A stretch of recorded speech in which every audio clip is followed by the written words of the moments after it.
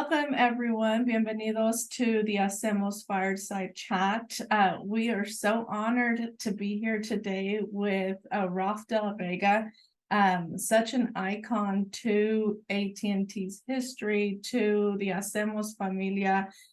We've got so many stories, and one that I remember fondly is whenever you helped us, Ralph, to really set a foot into college campuses to represent and share more about our international mobility plans.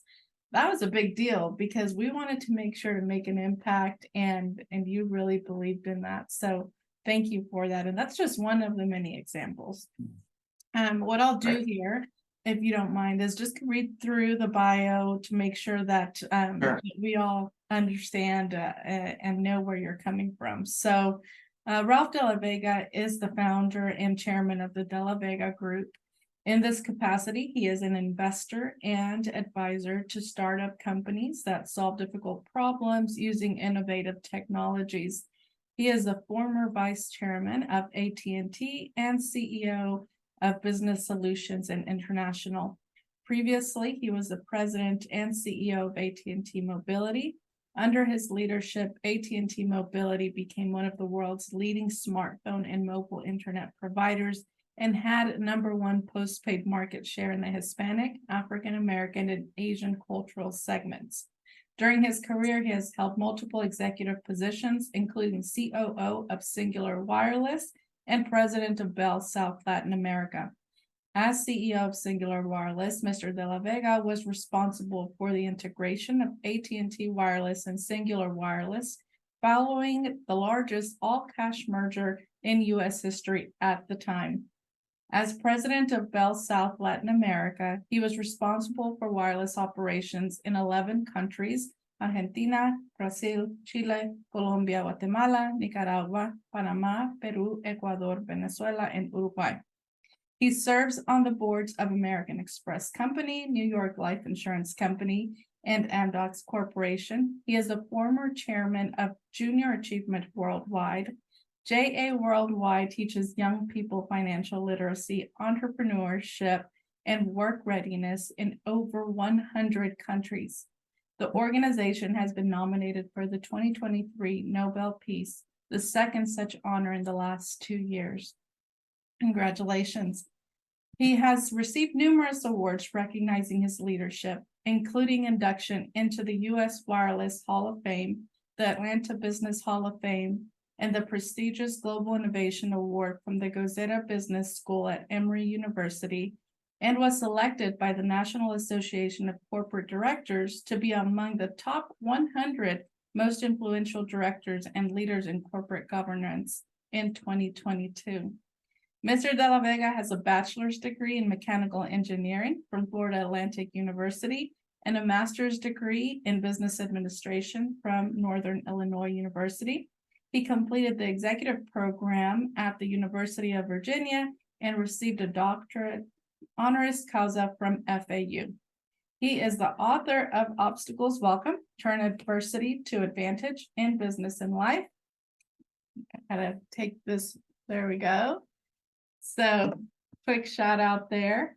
And again, we are just so honored to be with you. Ralph, I'm going to call you Ralph. And of course, the honor is all mine, Cynthia. It's really all mine, and it's great to be here with you in front of the entire HACEMOS familia. So I'm looking forward to our chat. Yes, thank you so much. Well, you, again, have been such an icon to the AT&T history, to the mobility world, and we're just so honored that you are a part of the HACEMOS familia. So here we are celebrating 35 years, which is just amazing. Why don't you just tell us a little bit about yourself that maybe we haven't covered through the bio, and just getting to know what are some of those meaningful things that you'd like to share? So what I do now, Cynthia, is I actually coach and counsel and advise small startup companies in order to make them sustainable companies. And I take with me all of the experiences that I had at AT&T, which have served me really well having run our operations domestically and internationally, from consumer to business, line to wireless. That's a tremendous experience set. And so I help young executives learn the things that they should do in order to make their company sustainable and profitable. So I have a lot of fun these days. I'm not so much doing as I am helping and enabling others to do so. It's Ralph 2.0, if you want to think about it. 1.0 was working with people and getting things done. Now I'm pretty much focused on providing advice, providing oversight, providing counsel to young CEOs and young companies so they can grow. That is wonderful. And, you mentioned, Ralph, congratulations, by the way, on taking those learnings and amplifying, the possibilities of just business and opportunity, entrepreneurship. I think it really connects to what we read about your work at JA Worldwide with, K through 12 with youth, and then you're even doing that with up and coming CEOs. So it sounds to me like you are just continuing to drive that sense of financial growth and entrepreneurship on all levels. It's so much fun to work with young CEOs. I like to tell stories. You know that I like to express myself with stories. So I'll tell a really quick one. But I had this young CEO who is running a company that is called pre-revenue, which means he doesn't have any revenue. He's got a great idea and a solution, but he hasn't had anybody to sign up yet. So all of a sudden, in the middle of the day, he sends me a WhatsApp message saying he's in a foreign country and he's talked to the supply chain people and they've given him the go ahead, but he needs to get the approval of the CEO. He's in front of the CEO's office and he's sending me a WhatsApp message saying, what should I tell him? So I know the person really well. He's very detailed and he's going to go into a deep dive into IT issues the CEO is not going to want to learn about because he expected that to be done by the supply chain people. So I said, stop.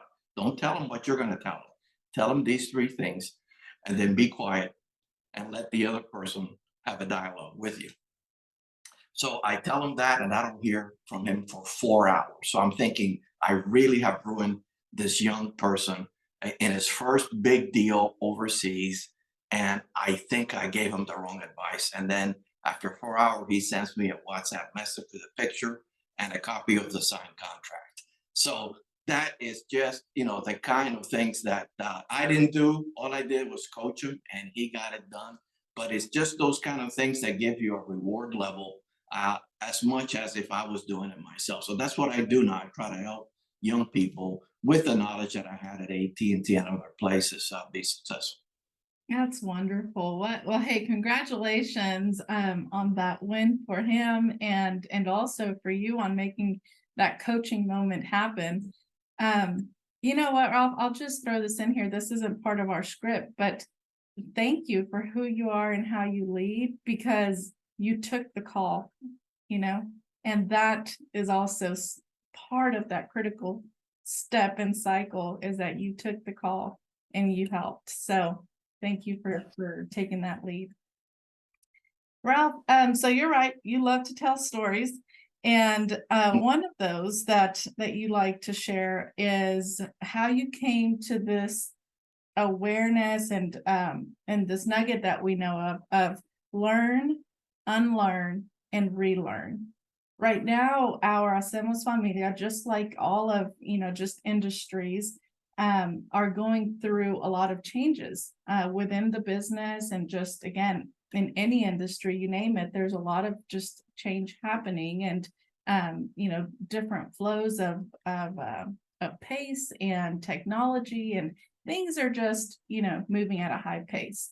So how would you recommend for our HACEMOS familia to kind of embrace that learn, unlearn, relearn concept that you really share on so well? That concept is probably one of the most significant things I've seen in my career. If you don't follow the learn, unlearn, relearn, as an executive, as a leader of a big company, you could likely drive that company into bankruptcy and into failure. And let me explain why. Today, when you go through college, the half-life of what you learn in college is anywhere from 4 to 6 years. In 4 to 6 years, the world changes. And if you're still thinking that the world is what it was when you learned it, you're going to have some facts that are no longer true. And you have to unlearn what is no longer true. Or when you make decisions, you will make decisions on the wrong fact base. So you have to constantly relearn. And I tell people that you have to learn today at the speed of change, or you will fall behind. And my goodness, are things changing? If you're in the IT world, just in the last year, the advances in generative AI have basically obliterated everything you knew about IT and how you develop code, how you test code, and how you write it. It has remarkably changed. And so this has just happened within essentially the last year. Within the last few years in the healthcare field, we have developed vaccines using mRNA technology, which makes the vaccines available much quicker than we ever thought possible. So I'm giving you those as examples that says that our world is changing really fast. And if you don't change your fact sets to align with that, you're going to be making some wrong choices. The most significant one that I have seen, and one that the HACEMOS family is well aware of, is what happened when the iPhone was launched. You know, we were the exclusive provider of the iPhone, and some of the competitors to Apple in those days said early on, this device is a toy. It really doesn't have any place in the future. When BlackBerry, who was the #1 smartphone provider at the time, saw the smartphone, they basically said nobody will ever want to type on a slate of glass. They'll want a keyboard like the keyboard we provided, which was absolutely best in class. Well, that was a wrong fact set, right? Because people could type on a keyboard. In fact, if you looked at kids at that time, they were texting like there was no tomorrow, but they failed to capture that. They thought people would always want to type on a physical keyboard. And that was the wrong fact set. And as a result, today, BlackBerry no longer makes phones. The same thing happened to Microsoft.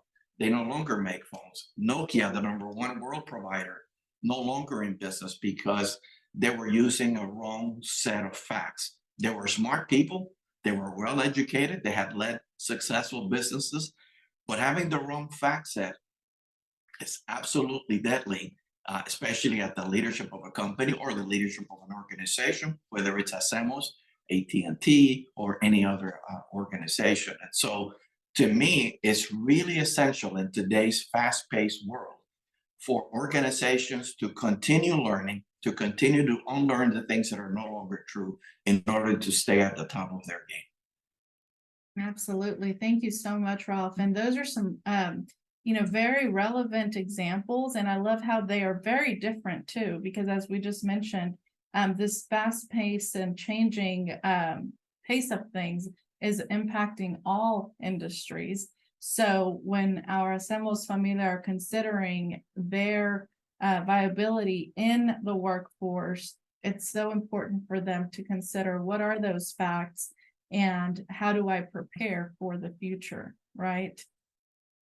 Thank you so much for those. There's no substitute for being curious and learning. You know, that's what I've had to do since I left AT&T. I've learned so much about things that I never had to worry about at AT&T, and it's given me a completely new set of insights as I have left AT&T and taken on other roles and responsibilities. Yeah, absolutely. I bet so, especially with all of the entrepreneurs that you're working with in different areas. So that actually leads us very well into the next question. So you've done a lot throughout your bio. Congratulations on being named into the top 100 board of corporate directors. That's quite an honor, given that there's only 23,000 or so corporate directors, right? Yeah. I mean, top 100 is quite an honor. So felicidades. Tell us a little bit about the learning that you just mentioned. So over this time, what has been something that you've learned about your life and in this 2.0, Ralph? Well, the message is universal, and that look, you can reinvent yourself and achieve your dreams, no matter what your background is. And for me, coming from being a doer at AT&T and doing things to being an advisor, somebody that provides oversight, that's quite an adaptation, if you will, from doing it yourself to then coaching others and encouraging others to do the right thing, whether it's in the values of the company or the strategies of the company. And so one of the things that I did after I left AT&T, which has really helped me tremendously, is I started joining the boards of companies. And actually, the first company whose board I joined was New York Life Insurance. And you would say, what's that got to do with telecommunications, Ralph? You were in telecom and now you're going into something that's life insurance. That is crazy. It's not crazy because it's completely new. I'm learning every day that I was in a board meeting something new. And the reason I picked New York Life is because they're very unique and completely different than anything else I had ever experienced. You see, New York Life sells life insurance. So they have to make sure that when your policy comes due 10, 20, 30, 40, 50 years into the future, the money is there to pay for that life insurance policy. So they are a mutual company owned by the policy owners. They don't have quarterly earnings. They basically run the company for the long term, and they've been around 175 years. So they are the #1 life insurance company in the United States. And it really taught me the importance of planning for the long term, having a vision that helps you to address the crazy things that will happen in the next 175 years and still be successful. And by the way, that company has also pivoted from selling marine life insurance to selling life insurance. And so it's a transformational aspect that I think attracted me to the company. But I've learned a tremendous amount about planning for the long term and not letting the distractions of quarterly earnings impact what you have to do as much in the public world. So that's one example. I also joined the board of a company I'm very fond of, American Express, a tremendous name and brand around the world, and Amdocs. And in each of those companies, I have chaired the audit committee, I've chaired the Nom and Gov committee, and I chaired the compensation committee. So I've chaired all the key committees of companies in either in those companies or smaller private enterprises that I'm associated with. So I've learned what it takes to be a complete director. And I was really honored when the National Association of Corporate Directors selected me to be among the top 100 out of 23,000 directors. And by the way, you are selected by your fellow directors. So that is how the process goes. And so the fact that your fellow directors selected me is something that I value because I had never been a corporate director while I was at AT&T. It was basically too busy doing the day-to-day job rather than serving on many boards. So to me, it's a transformation that I think I've been able to do successfully, and it's a message to you and the HACEMOS family that you can reinvent yourself, you can change things. It does take time. It does take curiosity to do things that you have not been able to do before, and the courage to take them on. I'll tell you an interesting story because I like to tell stories, right? So when I served on the board of New York Life, they wanted me to serve as the chair of the audit committee. And I had served on the audit committee as a member for a couple of years, but I was surprised that they wanted me to be the chairperson. And so I took it on. I learned like crazy. I worked really hard, and I thought I did a very good job. But the first day they gave me the assignment, and this is life insurance is highly regulated by in the case of New York, the New York Department of Financial Services. And so the first thing they did to me, Cynthia, is they took me downtown and they fingerprinted me. And I go, wait a minute, I haven't done anything wrong. why are you fingerprinting me? It says, in case you ever do.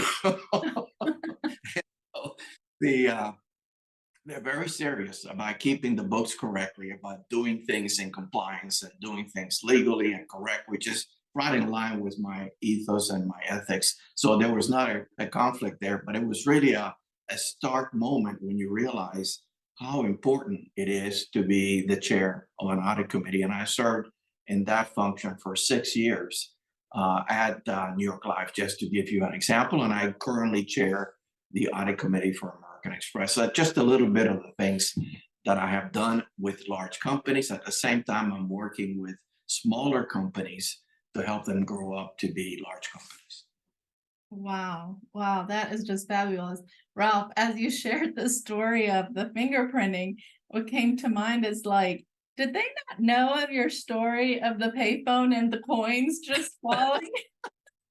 It doesn't matter. They do it to everybody. I just didn't realize it. And so as soon as I was nominated, the legal counsel said, "You're going with me downtown." I go, what? Nobody told me about that. But it's worked out great. And it's just one of those things that I never would have experienced at AT&T. We're talking about how you have to change and adapt it. And that was one of those changes. Yeah, no, that's wonderful. And it does speak to the volume of the seriousness and the accountability of the role. So congratulations to that leadership level that you continue to have. You bring up a really good point too of just stepping into new territories and how you have intentionally done so. You've sought out the companies that you currently serve on. You've been very intentional with making sure that you surround yourself with people and places that really push you to learning new things, right? So how would you turn that into, I guess, a little deeper of a message for our Hacemos Familia in regards to their engagement with leveraging Hacemos, right, for the next 35 years? So what's your words to them on that? Well, first of all, I would say that congratulations, because just being around for 35 years, that is an amazing challenge. And knowing where you started to where you've been now is simply amazing. Over 7,600 members, raising 4 million for scholarships, and having numerous chapters throughout the United States. That's really commendable. I think the challenge that I would lay out for HACEMOS is, so what are you going to do for the next 35 years? What is the vision that's going to help you succeed and be relevant 35 years from now? And I would say I can't tell you the answer to that. Only you can do it. But you need to approach it with a unified view. The organization, all 7,600, need to look at the future and decide what it is that's going to continue to make you relevant, and then have a multi-year plan that can be executed by multiple different leadership organizations to take you into the future.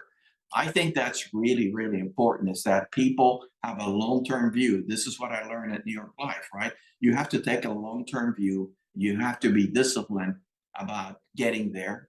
Along the way, you may have to pivot.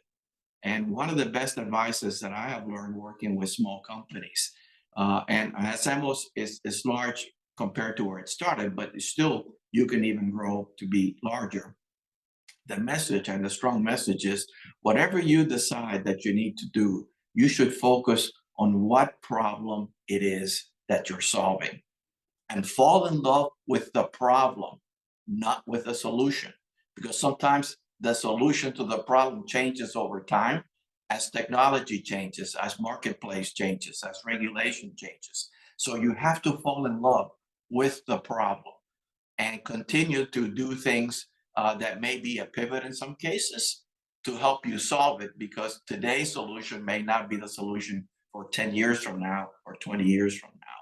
So having a united vision, falling in love with the problem, and pivoting to ensure you can still solve it 10, 20, 30 years from now would be my advice. I think it's going to be a great journey. You have some great leaders that have brought you to this place. Now you have to figure out how to do that for the next 35 years. Wow, can't even imagine where you'll be given the progress you've made in the first 35. Absolutely. I agree completely. It's going to be amazing. I know that. Thank you so much, Ralph.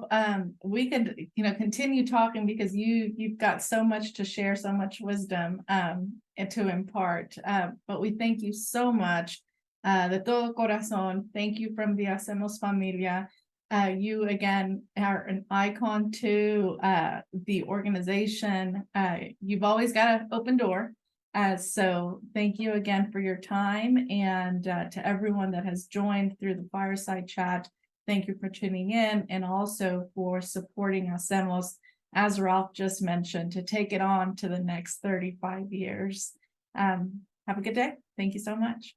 Thank you very much. Take care. Bye-bye.